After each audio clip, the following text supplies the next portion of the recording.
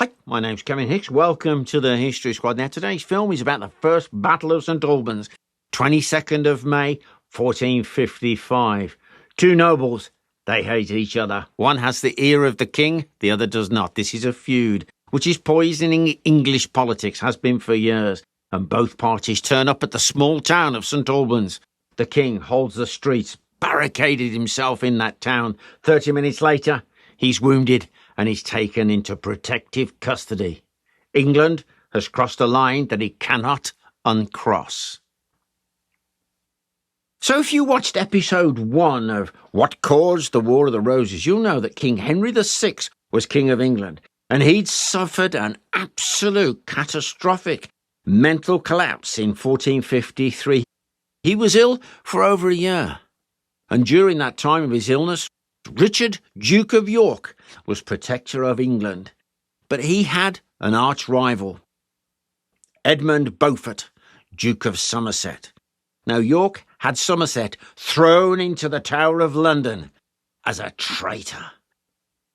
He'd lost our lands in Normandy, you see, but come Christmas, 1454, the king regains his sanity, dismisses the Duke of York out of hand. Now, you must understand, the Duke of York literally was one of the most powerful men in England. Now, the Duke of York is thrown out, and the Duke of Somerset is released and reinstated to his former offices. You see, he is the king's favourite. So much so, the Yorkists allege that Somerset jealously guarded access to the king and intercepted important communications intended for the king himself, withholding vital information from the royal ear. In fact, some would say that Somerset didn't just have the king's ear, he was the king's ear. Now, even though York had been dismissed out of hand, he was not hostile towards the king, but a feud with Somerset remained. York regards him as the king's evil advisor, and he wants him removed. He wants him dead. By mid-April 1455, King Henry VI of England had selected certain nobles and planned to hold a great council in Leicester. Just a note, the Duke of York was not invited. In fact, York and his allies believed that Somerset was going to bring charges against them at this assembly. York had a choice. He could surrender to the mercy of the king or protect himself against that vicious tongue of Somerset. He chose the latter. He begins to gather armed supporters with a view to intercepting the king and his forces before they can hold this great council. Now, the Duke of York's allies are Richard Neville, Earl of Salisbury, and his son, also Richard Neville, Earl of Warwick, my boss. They bring their own feud with them because they are bitterly opposed to the Percy family. Henry Percy, Earl of Northumberland, he's on the side of the king. He is a powerful lord of the north, so it isn't just York versus Lancaster, not yet. This is York versus Somerset, and the Nevilles versus the Percys. There are several personal feuds, and they're all converging on that little town of St Albans. Interestingly, the Duke of York insists that he is loyal to King Henry VI. He sends messages to the king, arguing that he's not actually coming for him. He's coming for his evil advisors, Somerset being the principal target. Meanwhile, Somerset and the king learn that York is approaching from the north with armed force. So they gather troops and head north for St Albans. Both sides are armed, but battle isn't inevitable. There's still chance of peace. So, on the 22nd of May, 1455, the two sides face each other at St Albans. The king's forces occupy the town. They have around 2,000 men. They've barricaded the narrow streets, and therefore they hold the better ground. The Yorkists outside the town with over 3,000 men would have to attack over and down a ditch and then against the defended town, unless negotiations can take place and a peaceful solution can be found. It's interesting to note here, one of York's demands was that he wanted Somerset punished and executed. A message to King Henry stated, "Surrender to us as we will accuse, and not to resist till we have him which deserves death." It was a very aggressive stance towards the king. York had overstepped the mark, and King Henry refused to hand over Somerset. In fact, the king replied, "By the faith that I owe to St Edward and the crown of England, I shall destroy every mother's son, and they shall be hanged, drawn, and quartered." Interestingly, because the Duke of Somerset had been sacked as the Constable of England and replaced by the Duke of Buckingham, who will command the king's forces at St Albans. Had Somerset fallen from grace? Imagine if the king had agreed even just to hold an inquiry. This battle may never have happened, but it did. And as you can see, I've made a model. Now, battle didn't commence straight away. There were messages to and fro, but the Duke of York, he began to tire. He realised that the king is not going to release the Duke of Somerset. So, mid-morning, round about 11 o'clock, he decides to attack. But the Yorkists had got a heck of a job, because there was a ditch all the way around St Albans, and the king had barricaded the narrow streets. Now, I've cheated on my model. I've brought in part of the Yorkist forces here.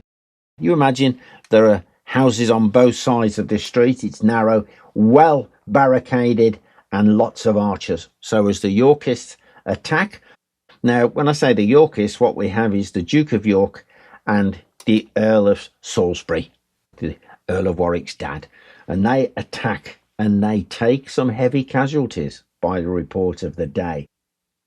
Watching this is the Earl of Warwick, Richard Neville. And I can imagine him thinking to himself, "Oh, I'm not going to waste my men like that."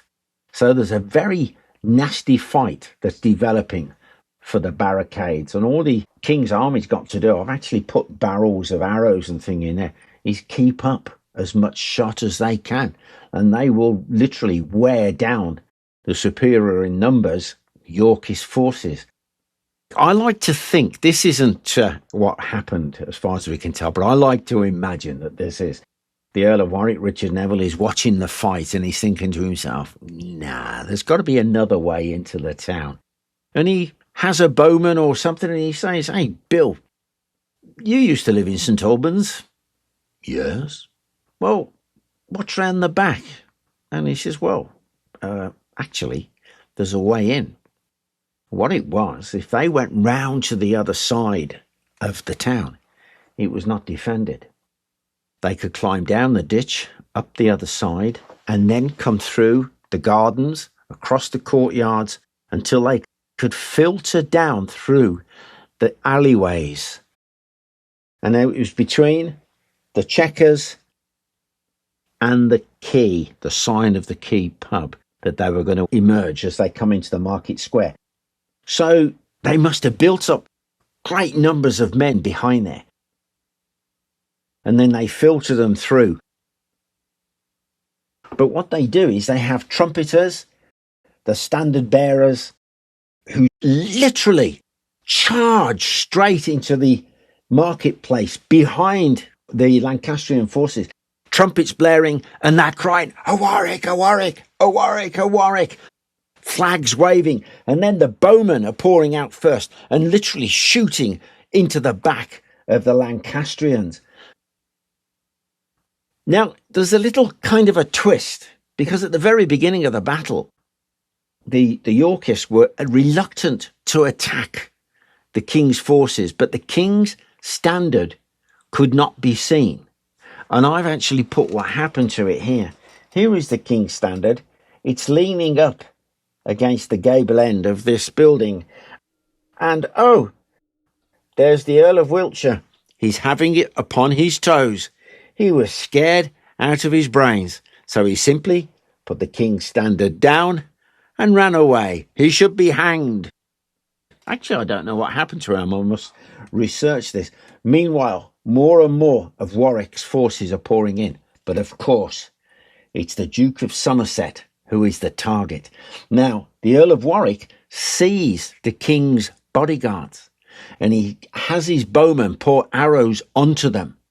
He slaughters the king's bodyguards and the king is wounded. Apparently an arrow grazes him or slices just across his throat. and he is then taken into a cottage for safety. Now the hunt is on for the Duke of Somerset. He was hiding in the pub, it's just round the corner here, the Castle Inn, and he must have saw there's a chance. And he's looking through the window and he leaps out. He kills 4 men that are standing by, and he's about to turn and run when Warwick's men are on him, and they butcher him like a dog in the street. And he lies dead underneath the sign of the Castle Inn, which is quite something because there was this old prophecy, and he was told many years before, don't fight in front or underneath a castle, because there you will meet your death. And there he lies underneath the sign of a castle. It's quite something, isn't it? If you go there today, the pub isn't there anymore, but the building that's replaced it got a nice little plaque. Here fell the Duke of Somerset.